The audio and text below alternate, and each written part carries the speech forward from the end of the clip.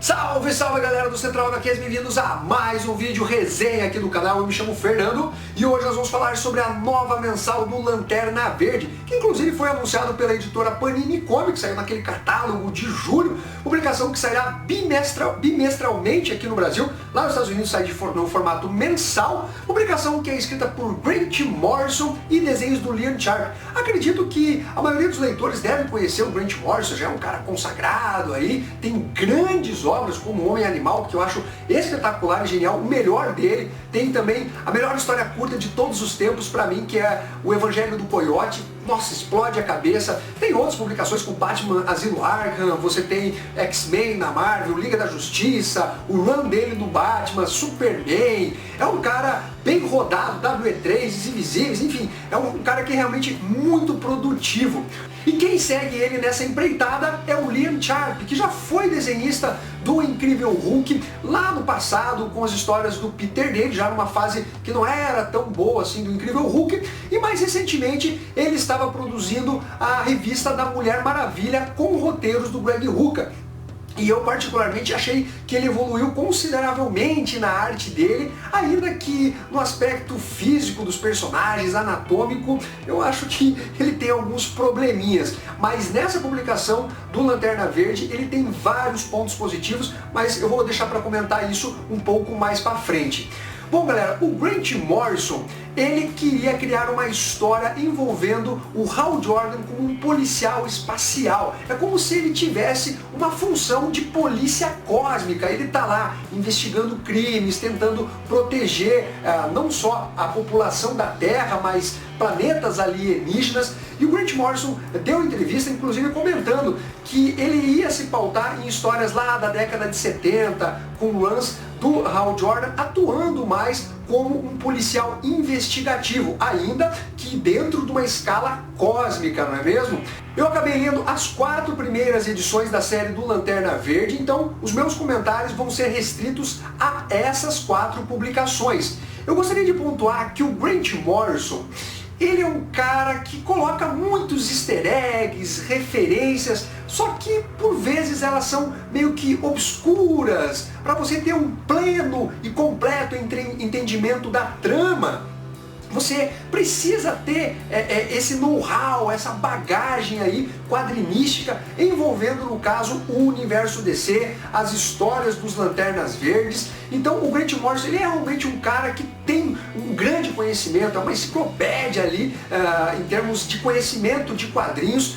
Só que eu gostaria de fazer um contraponto com o Alan Moore, e não quero transformar isso numa guerrinha, uma briguinha entre Grant Morrison e Alan Moore, ainda que eles tenham essa rixa. Eu fiz um vídeo comentando o porquê dessa rixa e toda aquela troca de farpas, mas o lance não é esse. O Alan Moore, quando escreve as suas obras, ele, vamos dizer assim, coloca um esqueleto, que seria a base do que ele está escrevendo. E nesse esqueleto ele vai colocando os tais easter eggs, as referências, algumas coisas que o leitor vai captar, né? Vai fazer algumas conjecturas, pegar uma coisa que saiu lá atrás, juntar com o que saiu ali na frente e tal. Só que aquela espinha dorsal da obra, ela é completamente entendível. Você, ainda que não perceba os easter eggs, as referências, você vai conseguir entender a obra como um todo. Isso que o Alan Moore faz, na verdade, apenas enriquece ainda mais, mostra o quão gênio ele é. Porém, como eu disse, você consegue ter um pleno entendimento ainda que você não pegue as referências. Já no caso do Grant Morrison, eu acho que ele acaba se superestimando um pouco, ele começa a pegar coisas que são obscuras, que é um ou outro leitor que vai captar aquela referência, uma coisa que às vezes não está nem na mitologia dos Lanternas Verdes, está num título Zé Ruela da DC, que foi publicado e que ninguém não está nem aí. Então o Grant Morrison, ele costuma escrever suas histórias colocando esses elementos, e ele não tem exatamente essa espinha dorsal. Muitas vezes essas referências, esses easter eggs, eles fazem parte dessa espinha dorsal. Então o leitor acaba ficando um pouco perdido. Vide a grande saga Crise Final, né? Que se você ler somente a saga principal, você vai ficar perdidaço. Além de você precisar dos tains, que inclusive são até contraditórios com a saga principal. Foi uma bagunça editorial da DC.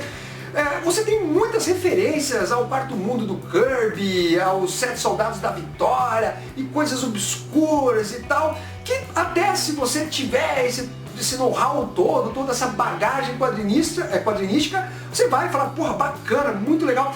Mas para a maioria dos leitores, e aqui até eu, que sou aquele cara, né, rato de biblioteca em termos de quadrinho, que tenho particularmente, modéstia à parte, um bom conhecimento, principalmente do universo Marvel e um pouco do universo DC, você fica um pouco, né, que saco, menos, sabe? Essas referências aí, elas poderiam ter sido colocadas de forma mais clara, sem você precisar ficar caçando publicações e tudo mais. O ponto que eu quero chegar falando isso é que nesse título do Lanterna Verde, você percebe algumas dessas referências, umas mais claras, outras mais obscuras.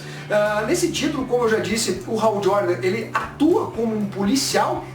Então, tem um crime que é cometido por alguns alienígenas que vêm parar na Terra, então ele vai interrogar, tem aquela brincadeira entre o policial bom, o policial malvado, né, para tirar as informações, com outras coisas que acabam acontecendo no título. Aliás, muitas coisas acontecem, aí você vai pegando uma referência ou outra com coisas mais atuais do universo DC, como, né, aquele átomo ali do Dr. Manhattan, que talvez esteja alinhado ali com o relógio do juízo final, a dimensão negra, né, que foi abordada em Noite das Trevas, né, aquela grande saga do Batman envolvendo os diversos coringas, malvadões e tal. Então, algumas coisas ali que são talvez um pouco mais contemporâneas, você vai sacar, mas tem muitas coisas que acabam ficando meio em aberto. Você não, o que ele tá, e vários nomes diferentes, ele começa a criar novos lanternas, e aí eu acho bem interessante, tem um que tem uma cabeça de vulcão que está em erupção, tem, eu acho que é um vírus ou uma bactéria, que é um Lanterna Verde também, tem seres muito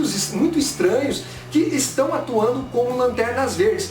E o Hal Jordan é aquele cara, né, meio avesso a obedecer ordens dos Guardiões de Oa. Então é um cara que tenta fazer o melhor, só que da maneira dele. Além disso, nós temos os controladores que fazem às vezes ali dos Guardiões, só que do mal. Teríamos os Dark Stars, só que temos uma nova linhagem, que são os Black Stars, que são personagens que seguem a linha dos Lanternas Verdes, porém eles aplicam a pena capital, a pena de morte. Então eles não estão aí querendo simplesmente capturar os grandes vilões. As duas primeiras edições, que são escritas pelo Grant Morrison, eu achei assim legal, mas sabe quando você fica um pouco perdido?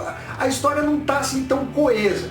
Já as edições 3 e 4, elas dão uma maior clareada e um roteiro um pouco mais direto, e eu curti bastante. Inclusive a edição 3, que envolve a venda do planeta Terra. Lá tem o pessoal fazendo os lances, né, nesse leilão, os Dominions, tem o Lobo das Steppes, entre outros personagens, até que surge o Pastor, uma espécie de divindade ali, meio representativa de Zeus ou do próprio o Deus do Antigo Testamento e tal. Hal Jordan vai bater um papo com ele, e a população tá toda feliz ali porque ganhou superpoderes. É um negócio bem bacana, ao mesmo tempo viajado, mas muito criativo, deixa a história até um pouco lúdica. E aí nós temos o Hal Jordan, vamos dizer assim, passando dos limites que são permitidos para quem é um Lanterna Verde ao final dessa edição. Aí na 4 nós vamos ter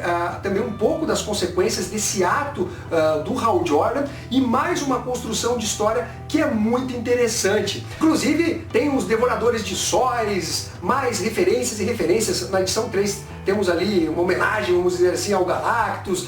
Então essas 4 edições num contexto geral, elas me agradaram, ainda que eu tenha achado a edição 1 e 2 um pouco mais assim abstrata, não tão direta como foram as edições 3 e 4, mas num saldo geral acabou me agradando. Já em relação à arte do Liam Sharp, eu tenho pontos positivos e negativos para abordar. Os pontos negativos eu diria que ficam mais vinculados à parte anatômica dos personagens, principalmente aqueles que têm uma aparência humana ou os próprios humanos. As cabeças ora saem pequenas, o tronco é mais alongado, ou as pernas são mais alongadas.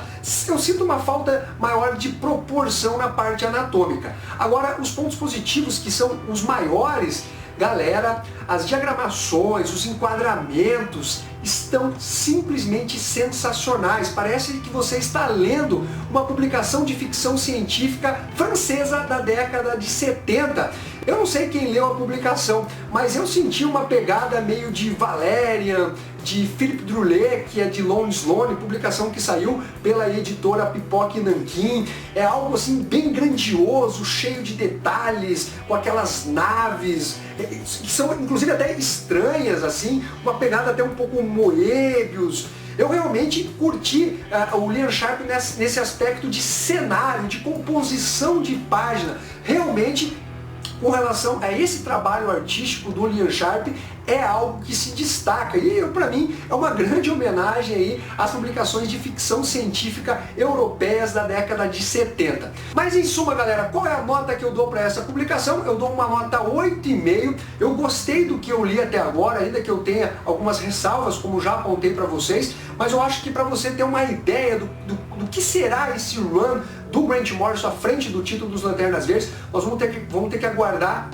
muitas edições, porque parece que ele está construindo algo mais a longo prazo, não vai ser arcos de histórias curtinhos, e ainda que o sejam, eles vão estar unidos num todo muito maior, como que o próprio Grant Morrison costuma fazer nos seus roteiros. Bom, é isso daí, galera, espero que vocês tenham curtido esse vídeo, não esqueça de dar o seu like e também deixar o seu comentário com relação a essa publicação que vai sair, inclusive, pela editora Panini Comics. Então é isso daí, galera, um abraço para todos vocês e fui!